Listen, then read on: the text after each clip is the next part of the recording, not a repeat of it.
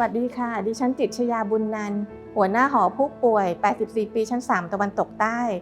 งานการพยาบาลศัลยศาสตร์และศัลยศาสตร์ออร์โทปิดิกฝ่ายการพยาบาลโรงพยาบาลศิริราช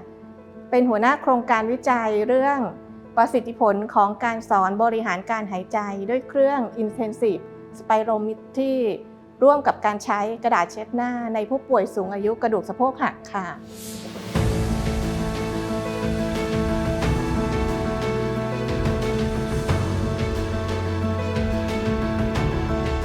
จุดประสงค์ที่มาเข้าร่วมการประกวดก็คือเราอยากจะเผยแพร่ผลงานวิจัยของเราเพื่อให้เกิดการนำไปใช้ค่ะในหอผู้ป่วยที่มีการใช้เครื่องบริหารปอด Intensive Spirometry ที่เราพบว่ายังมีปัญหาในคนไข้บางกลุ่มที่ไม่สามารถสอนได้ค่ะ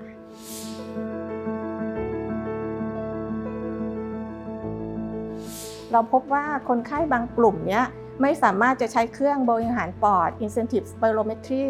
ในการบริหารปอดได้คือไม่เข้าใจว่าวิธีการบริหารที่ถูกต้องเป็นยังไงแล้วก็เป็นปัญหาที่จะติดคาใจมานานจนวันหนึ่งเราค้นพบวิธีการบริหาร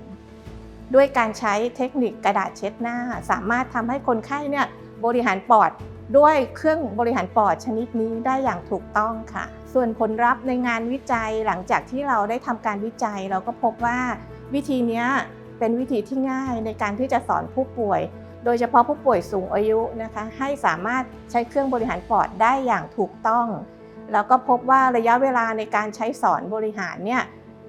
ใช้เวลาน้อยกว่าวิธีการปฏิบัติเดิม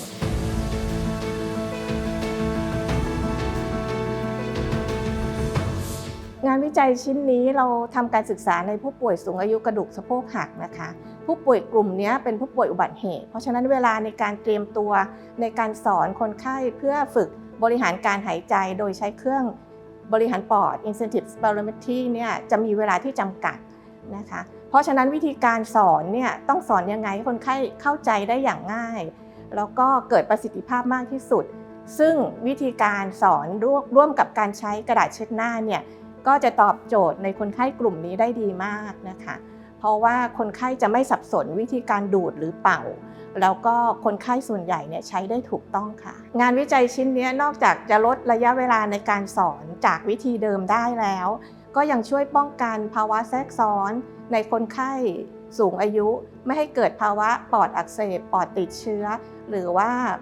ภาวะปอดแฟบรวมทั้งภาวะพร่องออกซิเจนด้วยค่ะทำให้คนไข้เนี่ยจะฟื้นฟูสภาพได้แล้วก็เร็วขึ้นนะคะกลับบ้านได้เร็วขึ้นด้วย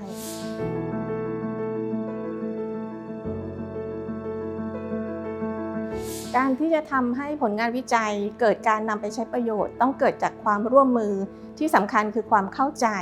ถึงวิธีการและประโยชน์ของมันนะคะซึ่งประโยชน์ที่จะได้รับโดยตรงก็คือคนไข้ได้รับการป้องกันภาวะแทรกซ้อนที่อาจจะเกิดขึ้นหลังผ่าตัดประโยชน์ที่จะเกิดกับพยาบาลก็คือพยาบาลเนี่ยใช้เวลาน้อยลงในการที่จะสอนผู้ป่วย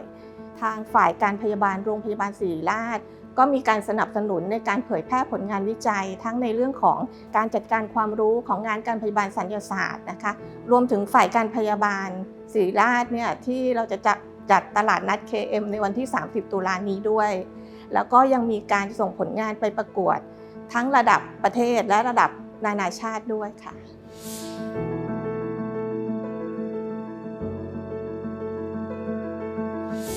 ในเรื่องของการต่อยอดนี่เราก็ได้ปรึกษาทีม R2R นะคะซึ่งท่านอาจารย์ก็ได้ให้คำแนะนำว่าในการจะศึกษาต่อยอดต้องคำนึงถึงกลุ่มเป้าหมายนะคะกลุ่มตัวอย่างจำนวนแล้วก็ผลลัพธ์ที่จะเกิดซึ่งเราวิเคราะห์แล้วว่าวิธีการนี้อาจจะยังไม่จำเป็นที่จะต้องศึกษาต่อยอดในลักษณะของงานวิจัยแต่ถ้าสามารถจะทำลักษณะของ CQI ในคนไข้กลุ่มสูงอายุกลุ่มที่ไม่สามารถที่จะสอนด้วยวิธีเดิมได้สำเร็จแล้วก็เก็บข้อมูลเพื่อจะมาวิเคราะห์แล้วก็พัฒนาในรูปแบบของ CQI ก่อนเนี่ยก็น่าจะเกิดประโยชน์มากกว่าทำวิจัยค่ะสำหรับผู้ที่จะนำผลการวิจัยไปใช้ประโยชน์นะคะทางทีมผู้วิจัยก็ได้ตีพิมพ์ผลการวิจัยในวารสารสภาการพยาบาลฉบับแรกในปี 2568 นะคะ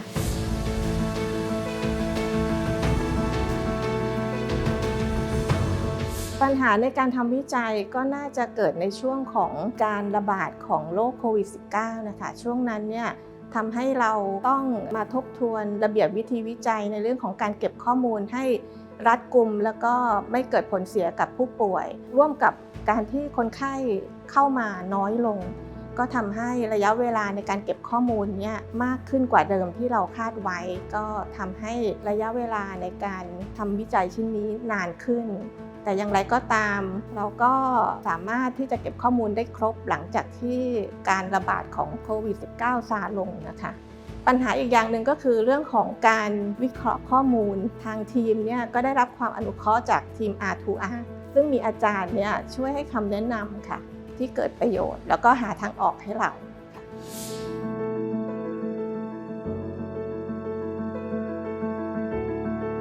ค่ะปัจจัยความสำเร็จในการทำการวิจัยชิ้นนี้นะคะก็เกิดจากในทีมที่เป็นกำลังใจให้กันและกันให้ฝ่าฟันในช่วงเวลาที่ท้อแล้วก็ยากลำบากค่ะที่สำคัญก็คือการวิจัยชิ้นนี้อยู่ในช่วงที่มีการแพร่ระบาดของโรคโควิด -19 นะคะก็มีช่วงเวลาที่เราก็คิดว่าจะถอยเหมือนกันแต่ด้วยความที่เราคิดว่าเราต้องมีความรับผิดชอบในเมื่อเราจะทำแล้วมันจะเกิดประโยชน์กับคนไข้เราก็เลยคิดว่าเราต้องทำให้สำเร็จค่ะซึ่งก็ได้ตามวัตถุประสงค์ณที่นี้ก็ต้องขอบคุณทีมอาจารย์จุฬาภรณ์ ภูลเอี่ยมนะคะนักสถิติที่ช่วยทำเรื่องยากในการคำนวณสถิตินะคะซึ่งเป็นเรื่องที่เราคิดว่าสงสัยถ้าไม่ได้อาจารย์เนี่ยน่าจะเป็นปีแน่เลยอาจารย์ก็ช่วยอธิบายให้เราเข้าใจแล้วก็ช่วยชี้แนะทำให้งานวิจัยชิ้นนี้สำเร็จได้อีกท่านหนึ่งก็คือท่านอาจารย์พิราวัลย์ ถิระภัทรพงศ์นะคะท่านอาจารย์อยู่ที่ภาควิชาเวชศาสตร์ฟื้นฟูที่เป็นที่ปรึกษาแล้วก็เป็นผู้ร่วมวิจัยครั้งนี้ด้วย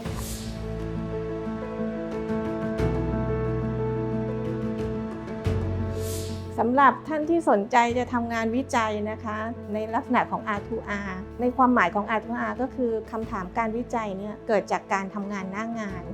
คิดว่าทำงานในแต่ละวันเนี่ยทุกคนต้องมีปัญหาแน่นอนแต่อย่ามองข้ามปัญหานั้นโดยเฉพาะปัญหาที่เกิดจากตัวคนไข้โดยตรงนะคะ